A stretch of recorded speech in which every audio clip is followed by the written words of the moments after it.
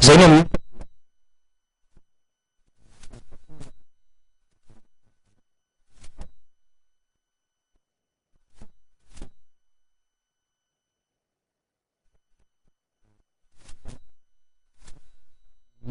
nanakatonana ity orinasa ao Andriamanelatra ity fa hitarika amin'ny fanatsarana azy ireo amin'ny asany izany fanakatonana ny orinasa AAA any Andriamanelatra Antsirabe izany miry asa raha toy ka tsy ho voain'ny fanjakana ity orinasa ity.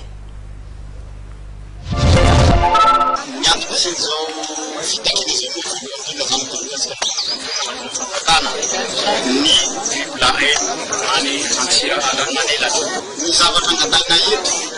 tsy manana resaka marotenena fa na io banderona io fa afaka milaza satria zany hoe tsy miasa zany efa avazany lehibe ho an'ny sabatan'ny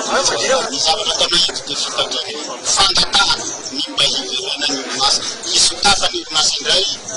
amin'izao fotoana izao. Ny zavatra tianay tombavana dia ny tenin'ny filoha izay filoham-pirenena ankehitriny satria izahay dia mihevitra fa izy miray aman-dreninay fa tsy maminaray aman-dreny eto amin'ny firenena io. Ny resaka politika zany fa tsisy dia fantatray fa ny filoha mitantana ny firenena tete ka eo anohan'izay dia miangavy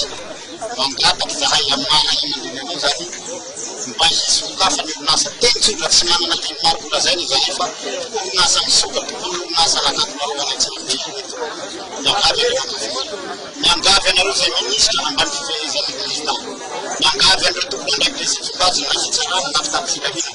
mba hijery satria ngamba zao fahavoazana mahazo anay zao am'izao fikatronana zao ngamba